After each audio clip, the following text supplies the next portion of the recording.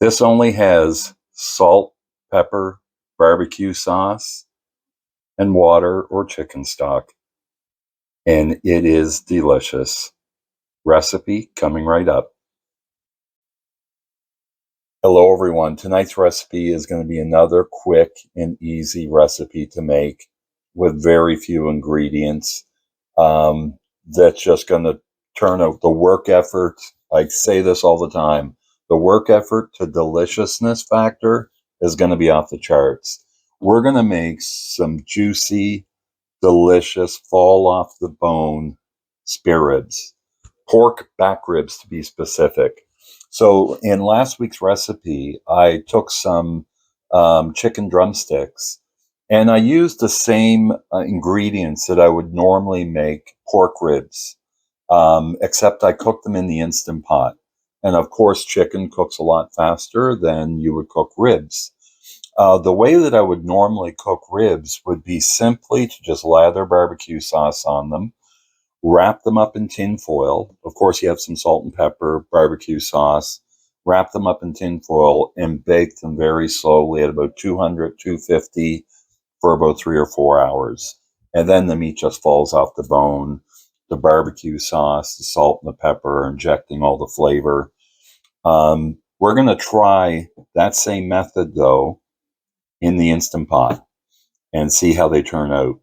This is going to be very simple. So I'll just go through the ingredients that I have here. This is 1 rack of pork back ribs, and I've removed the membrane.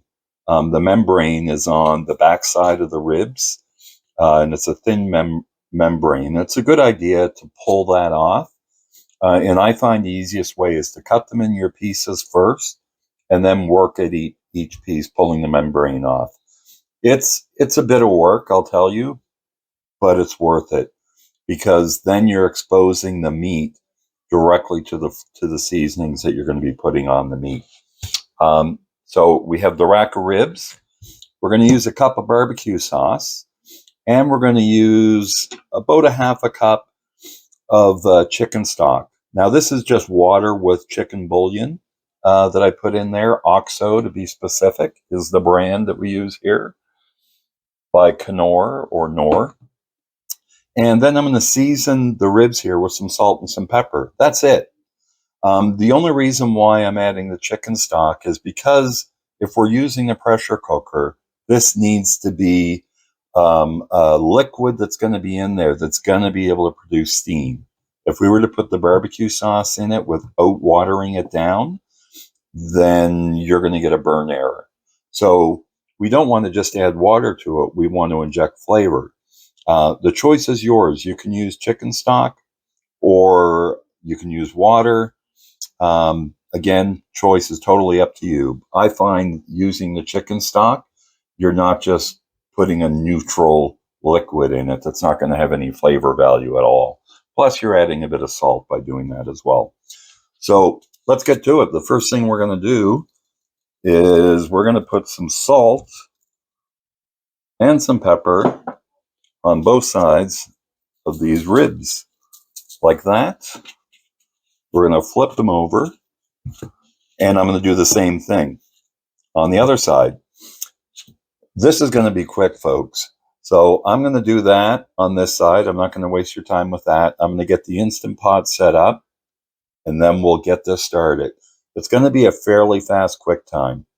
25 minutes with a 10-minute natural release. Stay tuned. Okay, folks, we're ready to get started. So I'm just going to put some of this barbecue sauce in here and put about a cup in. The measurement doesn't have to be exact. The key is you've got the barbecue flavor. It's going to depend on how many ribs you have. You need to water that down. See how thick that is? If I was to put the spoon, there's no steam going to come off of that. So what I'm going to do is pour some of this chicken stock in and then stir that up, mix it until we get the right consistency. We want this to not be as thick, but we need it to be liquidy enough that it's going to be able to produce steam.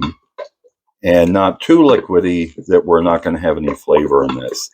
So you can see that's still a bit thick. I'm going to put just a bit more liquid in. And then I think we should be hitting the sweet spot. There we go. See? But it still has, like, my nostrils are breathing in that really rich barbecue scent that's coming off of this. So once that's all mixed up, what we're going to do is start putting the ribs in. And I'm just going to put them in like that, make sure that each one of them gets a coating, and I'm going to put the membrane side up. We want the big meaty side down. So again, put it like that, get them all coated, and put them in. And it doesn't matter if they're overlapping. The key is you want the barbecue sauce on all of this. Make sure that they all have a good rich coating.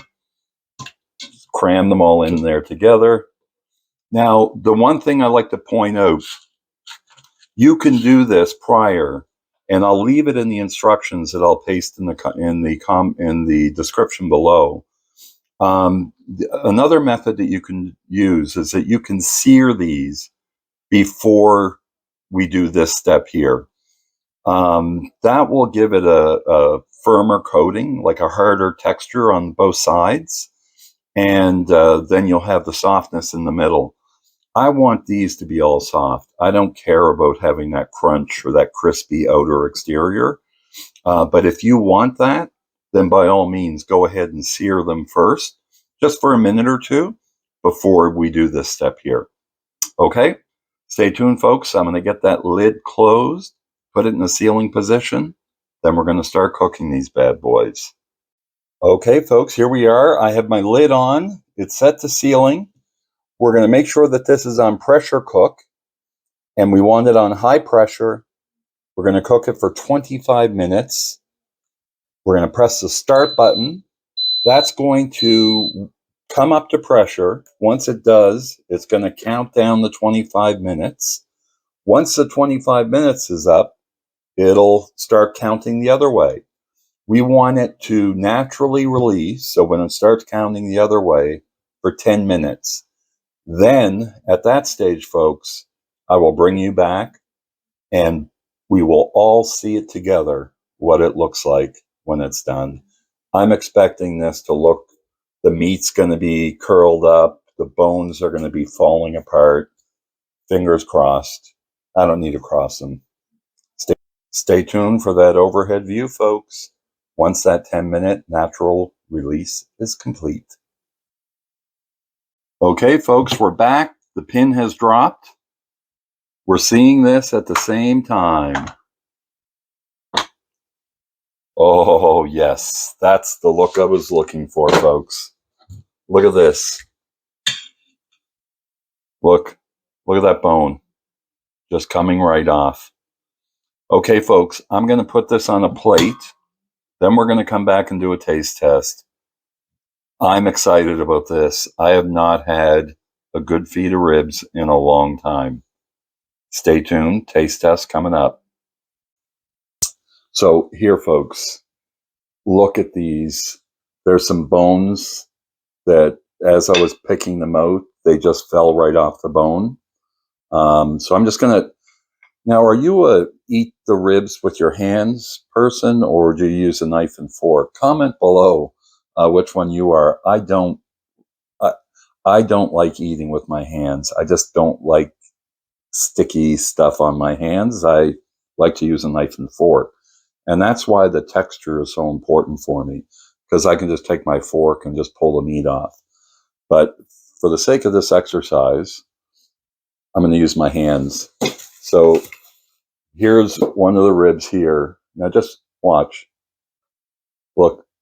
See how that meat just pulls right off the bone. Now let's taste it.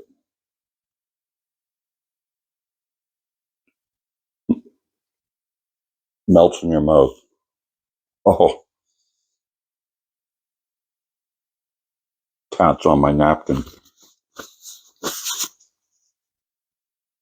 These are as good as the 3 or 4 hours method that I used in the oven.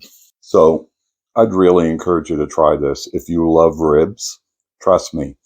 And again, you can sear them beforehand, but look, that to me, that's just for aesthetics. The other thing you could do is you could take these out of the pressure cooker once they're done, put them under the broiler for a couple of minutes on each side to brown them up. But again, that's just for looks.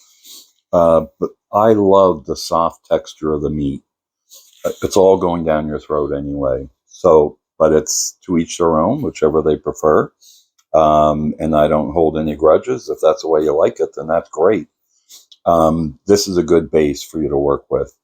So there you have it, folks. I'm looking forward to eating this.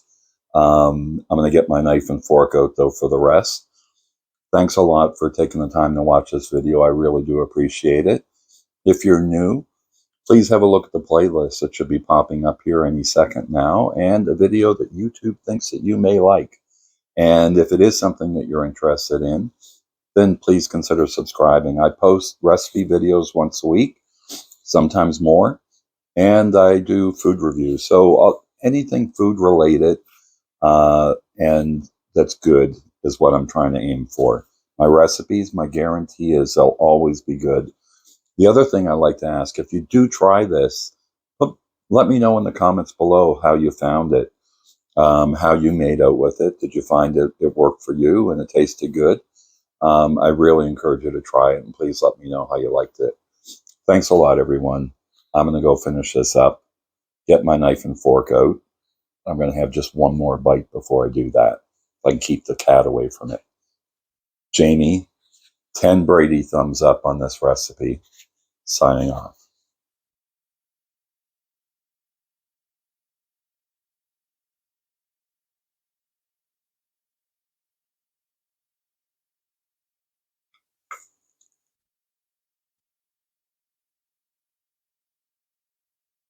Incredible.